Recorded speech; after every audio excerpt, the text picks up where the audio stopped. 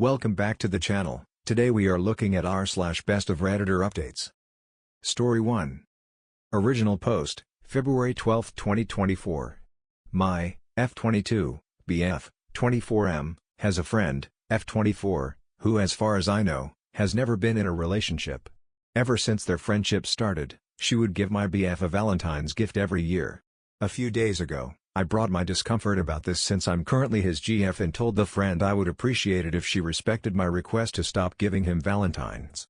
She disregarded my feelings, so I brought this up with my BF who also disregarded my feelings, which led me to saying some hurtful things about the friend and even accused her of being in love with BF and trying to keep him to herself.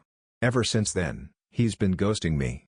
He doesn't even come by the restaurant I work at anymore, where we met. I figured the best way to handle this is to talk to the friend. I still have her number. I also know where she lives and works.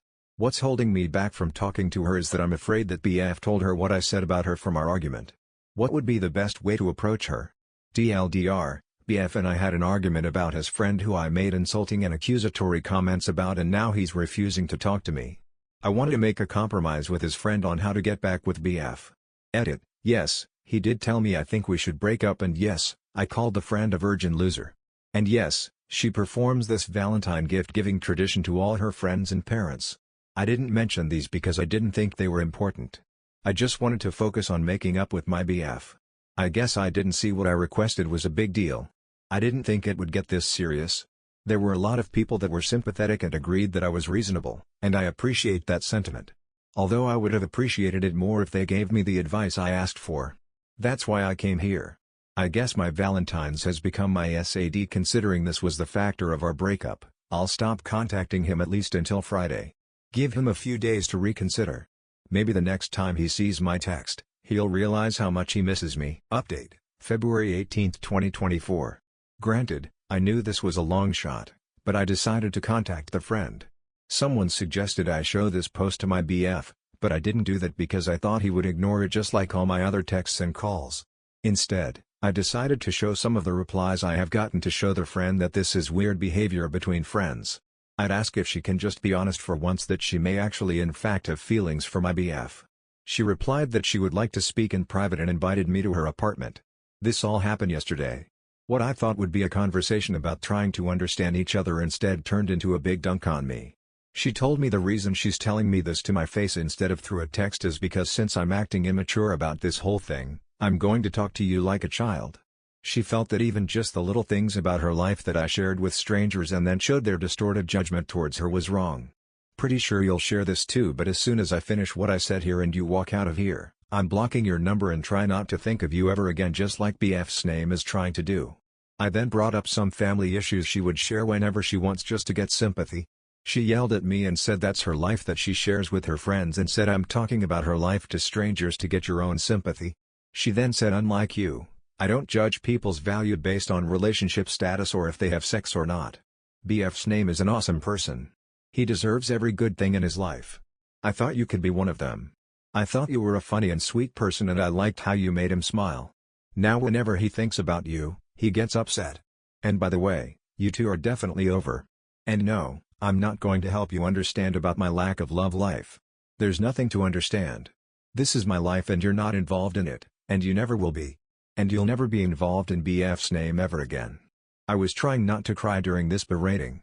Even when I broke down, she still kept talking while I couldn't even get a word in. I said I just wanted to talk to him, but she kept telling me to get out. When I calmed down a little in my car, I called my BF. It automatically goes to voicemail. That's never happened before. I called again and it goes to voicemail. I think he finally blocked me. I think we are over. I think it took me like 30 minutes to feel okay to drive. My friends/roommates tried to comfort me, but I was too exhausted, so I just took a nap. I'm still not feeling all that great, but I'm gonna try to move on. TLDR. Update with my BF and his friend. I think we're done. And I'm moving on. I have met 6-year-olds more mature than OP. I can't believe someone would get so upset about someone giving a friend a gift. Hopefully, she will learn to control her jealousy before it ruins more relationships. Story 2. Original post, January 18, 2024. Hi there, I am here to ask for advice and to make my husband see that I'm not the asshole Here's hoping you all can see where I'm coming from. I, 45F, live with my children, 12F, 14 meters and 15 meters, husband 46 meters, and mother-in-law, 65F. My mother-in-law moved in with us back in 2015 after my father-in-law passed because she was financially struggling. My mother-in-law is not easy to live with and we struggled immensely at the beginning, but after a few years, we found a way to cohabit. Then recently, 3 months ago to be exact, my parents, 68F, 68 meters, house burned down and they moved in with us while everything is sorted out with insurance and so on. My boys are sharing a bedroom as my parents are currently staying in my eldest bedroom. My mother-in-law has struggled with this and seems to hate my mother being around. My mother has done nothing to upset her or to disturb her. In fact, my parents' bedroom is on the other side of the house. She doesn't, however, have a problem with my father and always finds a way to hang out with him. A few days ago, while I was away for work, a massive argument happened between my mother and mother-in-law. My mother had accused her of trying to seduce my father and there were some inappropriate texts sent to my father. My father immediately showed it to my mother and my mother responded as if she was my father to see how far mother-in-law would go, and well, she went far. Well, my mother confronted her, and my mother-in-law called the police, saying she felt threatened, who then escorted my parents out of the house. This all happened while my husband was at work and the kids at school. My parents went to stay at a hotel, and they explained what happened to me over the phone. When I returned, I gave my mother-in-law 2 weeks to move out. My husband thinks I'm escalating things and that I should forgive his mother's actions because she was lonely and confused. FYI, there is nothing wrong with her, she's in good health, so, am I the asshole for wanting her out of our house and my life? Update. January 19, 2024. Next day. FYI, to answer, my husband has not seen the text and pictures his mother sent my father. The only reason he hasn't seen it is because he refused to, but I think I'll have to insist because I need him to really understand how nasty she's been. Also, I wanted to kick her out immediately, but my husband begged me to give him 2 weeks so he could find a place for her. And my parents, being the saints that they are, said that I should give him that. My husband has profusely apologized to my parents, but my parents aren't upset with us and hold only my mother-in-law responsible, as it was her disgusting actions that led to this. One, in the pictures she sent my father, my mother-in-law wasn't completely naked, she sent him lingerie pictures with suggestive poses and accompanied with lewd texts. Which is why my husband isn't particularly interested in seeing them. 2. The police asked my parents to leave since my mother-in-law technically lives there. To avoid escalating the situation, my parents decided to leave. The police officers did not file any charges and just left after a chat with everyone involved. There was zero violence, and no one got hurt. 3. Mother-in-law moved in with us after she had lost almost everything.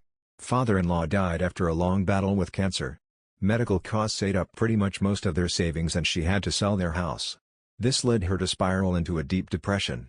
My husband was very worried for his mother, and for good reason, as she was in a terrible state at the time. So, we decided to move her in with us. Relevant comments: don't punish your husband because of this / will she be homeless? I'm not punishing my husband for his mother's actions, and she won't be left homeless, as my husband is looking for an apartment / senior housing for her. Did you get your parents back in the house? I tried, but my parents refused to come to my house if that woman is there. I got them a really nice Airbnb that's a few minutes away from me. They are not upset with me or my husband, they are just really shocked and disgusted. In response to a now deleted comment: you completely made up a totally different situation. Mother-in-law repeatedly tried to get with my father being oblivious thought she just wanted to hang out, never went anywhere alone, so all the hanging was at the house. And since my father never engaged with her in any flirtatious manner, my mother-in-law thought it would be best to be bold and direct. So, she sent my father unsolicited, half-naked lingerie pictures of herself with suggestive captions asking him to come visit her at night. My father saw the pictures and texts and within seconds he yelled for my mother, who was sitting not too far from him. My mother then took over the phone and replied if she was being serious and how should they hide it with my mother being so close. My mother-in-law then suggested they go to a hotel and meet there. That's when my mother stopped texting and confronted my mother-in-law, who then literally screamed and locked herself in the room while my mother ranted and raved at her. Then my mother-in-law called the police saying my mother was making her feel unsafe. So, the police then confirmed, since my mother-in-law lived there technically, that my parents had to leave. So, to keep the peace and not further escalate tensions, my parents left. My mother-in-law has zero health issues, she is in control of all her faculties. She just hoped my father had no loyalty, no respect or love for his wife and his daughter, but unfortunately for her, My father is a principled and fiercely loyal man. She was just being a cunt. Update, February 15, 2024, almost 1 month later. I thought I'd give you all an update since several people have asked for one. My mother-in-law is currently staying in an Airbnb, and since she is in no position to buy her own place, my husband and I have decided we are buying a 2 to 3 bedroom place near us, that she can live in. The plan is for her to rent out the second room to her friend, who is currently going through a divorce. I haven't spoken to or seen my mother-in-law for 3 weeks now. My husband goes to see her once or twice a week as she is apparently severely depressed. She's also upset with me for telling my husband's entire family why she's been kicked out of my house, and they are all appalled with her. My husband has also gone off on her a few times for her behavior, and he fully backs me in the decision to ban her from our home. The children know there has been a falling out with their grandmother and me, and I suspect they know why, but they also know they can maintain their own relationship with her without it upsetting me. They miss her and have gone to visit her a few times with their father. There's much I can say about my mother-in-law, but one thing I can't deny is her love for her grandchildren. My husband still hasn't looked at the messages his mother sent my father, and honestly, I can understand it because I too wouldn't want to see anything sexual involving my mother. As for my husband and I, we are both working on our relationship. Obviously, during this period our relationship was strained, but we are back on track. My husband has apologized to me several times for not putting his foot down with his mother earlier on, and he is doing everything he can to mend our marriage. This whole situation has made my parents and my husband's relationship awkward, but we're all slowly working on mending it. As for my parents' house, it will take another month or so before they can move back in. It's currently a construction site and my parents are looking forward to redecorating it. Relevant comments. On buying the mother-in-law house. The house will be in mine and my husband's name. Initially I wasn't in favor of us buying the house, but my husband and I did work out that it would be cheaper than senior living and it would be a good investment for us. We looked at it and financially this would be the best option for us. Why are you allowing her around your children? Because family? It's not only because we are family, but the fact that she has literally been a third parent to my children. She has spent a lot of time taking care of them, cooking their meals, and sometimes even for me and my husband. She regularly drops them off at school and picks them up. She helps with their homework and regularly helped us run our household. My children are close to her, and they are at the age where they can maintain their own relationship with her without my interference. Do you even like your own parents at all? I love them and my parents are aware of everything. They have literally spoken to my children saying they don't have to pick sides and to go visit her. Story 3. Original post, February 19, 2024. I, 50 meters, have a daughter, 26F. She is currently a TikTok influencer, and pregnant with a boy. She is obsessed with this influencing thing, everything being about the numbers. Her husband has been evicted to the attic, because he ruins her aesthetic, that is for the videos. He isn't allowed to bring his items or clothes outside of it, and whenever he as much as forgets a cup on the table, she will scream. My wife and I tried to guide her into therapy, and have been paying for the appointments, but we do not know if she has actually been going. And now she is pregnant, which means it isn't just her and my son-in-law's problem, it is also a problem for my grandson. She wants no toys in the house for similar reasons and has banned us from buying any. She doesn't want colorful baby clothes, because the baby will stand out on her videos too much. And then there is the name. Robin Marve Linder. While I appreciate that the two middle names are comprised of the names of both sets of grandparents, Marvin and Lee, Lynn and Peter, the amalgams are awful. And Robin is her spelling of Robin, because she doesn't want her son to be a sidekick, whatever that means. She doesn't care that he will get bullied, that his name will be mispronounced, misspelled, and a nightmare in any official capacity. That he will grow to be an adult with the name, instead of staying as a baby. It was the last straw. So, I staged an intervention after regular talking didn't work. I contacted everyone we both know, and even posted on Reddit to try to convince her that it's a fucking horrible idea, and that she needs to think of more than what will look nice for her TikToks or get her more views. She will have a child, and that child's needs and well-being should be a priority. Naming him a ridiculous word salad and depriving him of toys and joy is not an environment suitable for a child. She called me an asshole, and I called her delusional in return. I really don't think I'm the asshole here, but my wife's family seems to think I overreacted since it's just a name. But if she's willing to do all of this just for stupid views on an app, what else is she going to do to this child for the sake of her influencing? Edit, her and her husband have separated twice in the past, but always end up together again. They keep breaking up and rekindling over and over again. They had an impromptu marriage on Valentine's Day to heal their relationship as they now have a child on the way. The TikTok thing has been a frequent source of pain for them. Relevant comments. Commenter 1, this lady is being borderline abusive to her husband. How abusive is she going to be to her child? Her husband probably can't afford a divorce anyway. Who the hell can afford two households these days? So, I think staging the intervention is the right thing to do. Now, nothing she is doing is illegal, but it definitely is wrong. All over stupid TikTok? She needs to wake up and join the real world, before she gets even worse. OP, he can afford a divorce, but they have been together since secondary school, and gets along well with our family. One of my sons was his best man, and I think he might be afraid we will hate him for divorcing her. I'll talk to him about it when he gets out of work. Update, February 19, 2024. 7 hours later. This is a bit anticlimactic. We had a family meeting after my daughter's husband got out of work, and presented her the Reddit threads, as well as some stories that people shared in the comments. She was reading the comments for about an hour, while they kept pouring in, and it overwhelmed her. Didn't help that I kept responding to comments during this time, which was stupid and inconsiderate of me. I did apologize to her, but she doesn't have it in her to forgive me at this moment. At first, she was very quiet, before admitting that she needed help. She said that she was struggling with feeling fulfilled after her work was made remote back in the original lockdown and needed more things to do that separated work from home. That's where the influencing came in. The numbers going up gave her the same reward that work used to, and she wanted to replicate it with a mommy blog as her other one stagnated.